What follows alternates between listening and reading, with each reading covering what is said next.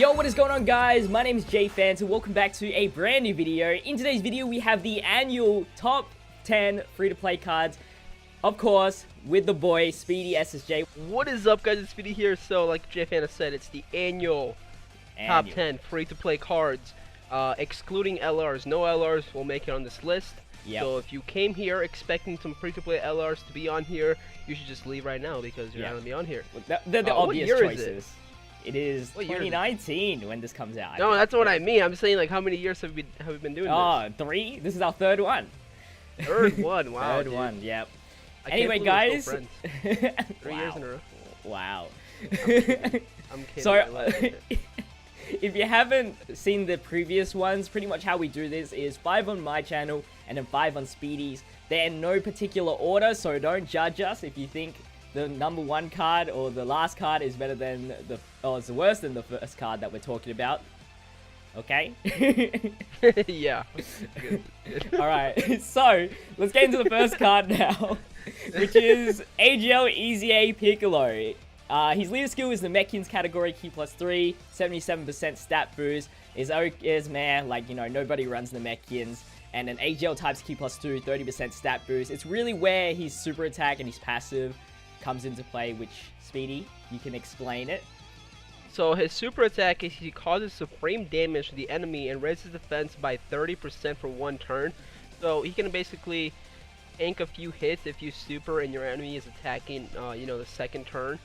So he's very good there. And his passive skill is attack and defense plus 60%, also attack plus 12%, and key +2. In addition, per rainbow key sphere obtained. Yeah, that's pretty much it, right? Yep. And then he has a transformation after 5 turns after he appears. You do get a boost into his passive. So once he transforms, you get a 30% health back for that once only. And then he changes every single AGL key sphere on the field to rainbow orbs, which means you're obviously getting more attack when you collect those rainbow orbs. And now his boost is attack and defense for 70%. And then for every rainbow key sphere obtained, you get 15% attack up, which is a 75% increase. So you get a potential of 145% attack up, and then a bunch of key. And then for every rainbow orb obtained, you also get 18,000 HP. So you are healing. This guy is almost invincible for a free-to-play Okay, card. so I know you're the free-to-play god, right? So I've used this guy a few times, right, beating the LR trunk stage, but for me, he never got to transform. Have you gotten him to transform often or no? Yeah, I always get him to transform. Not maybe because his LR trunks event is pretty easy. That's probably why. You probably do it like 1 turn each time. So okay, so like yeah, so you say he transforms on a regular basis. Yeah, pretty much. Okay. If you're using a free-to-play okay. team. So yeah, he is very good, dude. He is very, very good. Yeah. And his link skills is Z Fighters, Experienced Fighters, Namekians, Breakneck, Shocking Speed, Gaze of Respect, Shattering the Limits. Some key links there. Z Fighters is 15% attack up. Experienced Fighters is pretty good. Shocking Speed is very common in AGL, so super attack should be pretty easy in Shattering Limit. If you're running free-to-play mostly units, you should be able to get that link off as well. And he is in the Resurrected Warriors category, Namekians, and Planet Namek Saga, so that's really good. He also has decent stats for when he's fully Easy 8, 100%. 12,000 HP, almost 13,000 defense or attack, and 8,000 defense. So that's actually pretty good. Very good. Very, very good. All right, so you want to get into the next card? Let's move on to the next one. All right. I read it, right? Yeah, you read it. Okay, so the next card is the Resurrection for Retaliation, Cell Perfect Form, the GT card you can farm from the GT story event. So yes, this card is very, very good from what I've seen. So what he does is physical type Key +2 and HP attack and defense plus 30%. So I don't see this guy being ran as a leader whatsoever. Yeah, yep. But where he shines is in his passive skill, right, JPhanta? Yep, and he's super attack. So also, I also want to include this spot. Also includes the Int Freezer from the exact same stage that you farm him from, just because they pretty much do the same thing, just, you know, with their own little twist. Cell here does do sealing through his super attack, while Freezer is a stunner with a medium chance, which is a 30% chance, which is okay. Both do supreme damage, and then passive skills each of them do extreme class allies, key +2, attack and defense plus 25%. Frieza here reduces damage by 30%, so that's any hits he takes.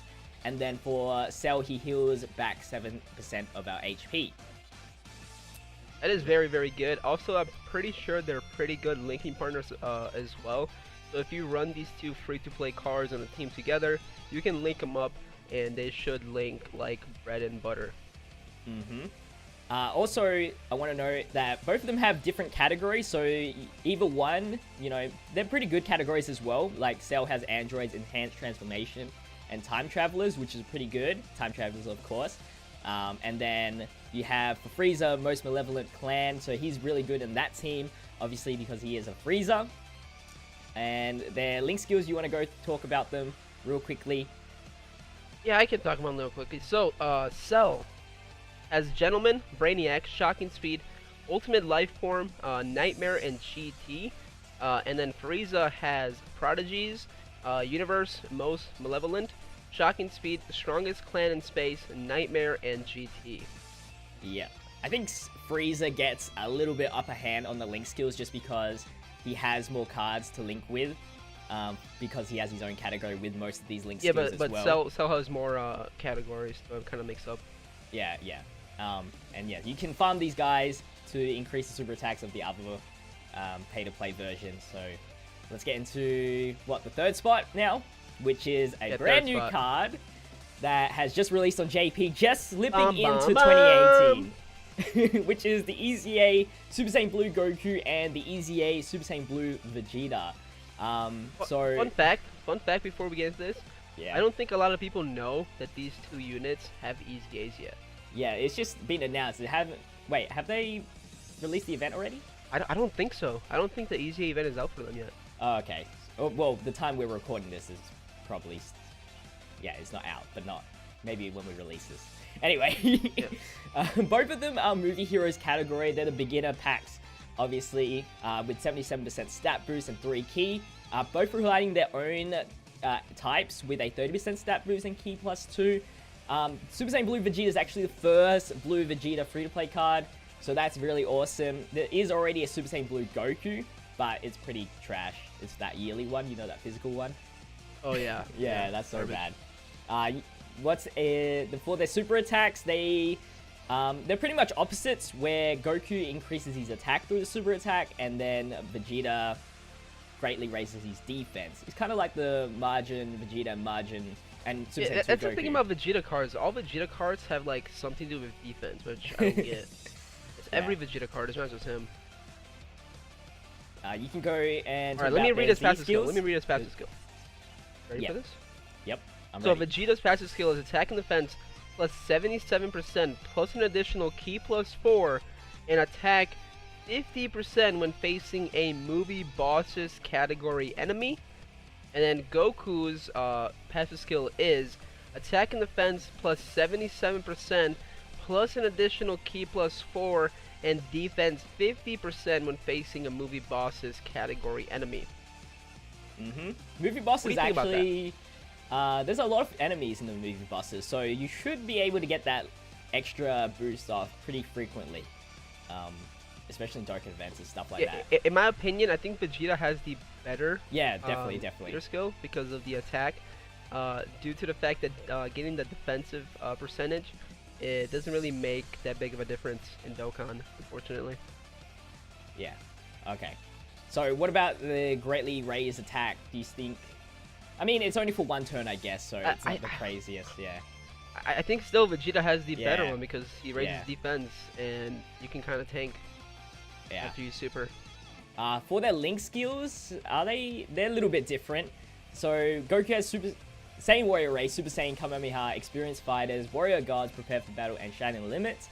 While Vegeta has his Vegeta Starter Pack with Royal Lineage, Prodigies, Saiyan Warrior Race, Super Saiyan Warrior Guards, Prepared for Battle, and Shining Limits. So just a little slight difference. I think in terms, the Goku has a little bit better because he has Experienced Fighters, which goes hand with the... It depends. Not a lot of characters he's going to be running this character with have the Experienced Fighters link, so I don't know. In my opinion, I think the Vegeta card is better than the Goku card. Yeah, overall, yeah. and then they both have the same category, so nothing too drastic there. The links, I mean, the stats are pretty average.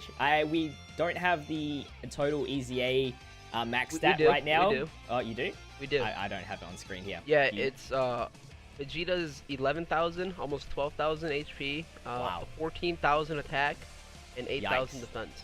That's pretty decent. Actually, that's pretty good. That's pretty good. All right. And Goku's same thing. Same thing? Oh, okay. Same thing. Yeah, that's pretty decent actually.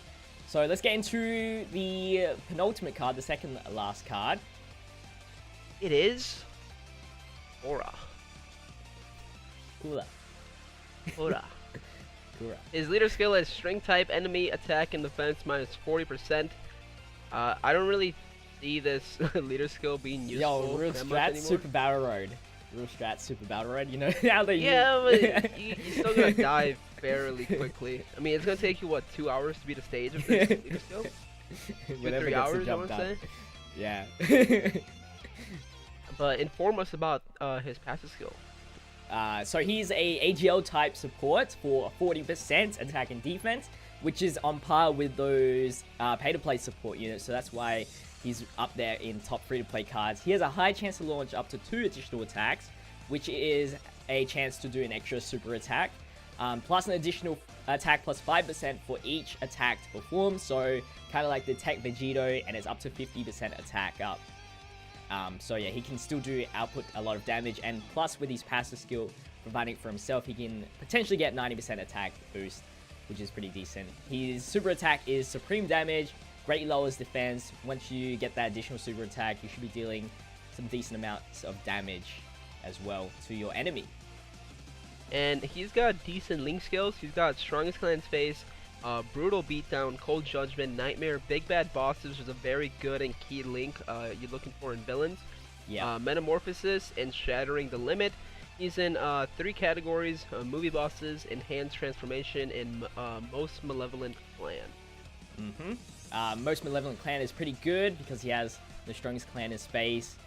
Most of these, actually, pretty much all these categories have units with big bad bosses, so you should be easy to get that link off. Yep. So great card overall. Yep. Alright, JPhanta. Last card. Time for you to lead us into the last card. Yo, just say it for the audience, man. It's Gohan and Videl. Speedy here said Videl. Alright, let me know in the comments. Is it Videl? Videl? Or Videl or Videl or Videl? Videl? So, of course, I had to end off with this card because of Gohan and my bae, Videl. They are Majin Buu Saga category key plus 3 and 50% stat boost, the beginner pack for Majin Buu Saga category. Supreme damage to the enemy and raises attack for 6 turns. And then you can talk about the passive. Okay, so passive skill, attack 100%. Also, they do have a little restriction to that. So attack minus 7% with each turn passed, up to 35%. High chance to launch up to 2 additional attacks, each of which have a chance to become super attack. Yeah, so with the combination with the super attack mechanic, they can still output a lot of damage even if after those 35% is gone. And 35% is like not that much anyway. You're still getting like 65% attack boost, which is above the average for a boost for a free-to-play unit. Usually I would say 50% attack boost is where the average is. And then the raise attack for 6 turns is a 50% boost, right? Yeah. Yeah. So, and then you stack that up and they can do some crazy output damage. Link skills, they link actually really well with the LR Great Saiyaman, so that's an extra bonus if you guys want to run them together. They're also in the same category as well, Majin Buu Saga. And then combination category, which is okay, I guess, until they get a pay-to-play lead, I guess. That's when you probably run combination category. And yeah, that's pretty much it, right? Have I missed anything? That's pretty much it. Yep. So anyway, guys, that is part 1. Part 2 is in the description. Come on my channel for the better part, which is part 2, where we have the better units on the list. Okay. If you guys did enjoy this video, make sure you leave a like, comment, and subscribe if you haven't already. Share this video around, but as always, thank you guys for watching. Fizzy. It's been JPhanta. Stay busy. Peace out.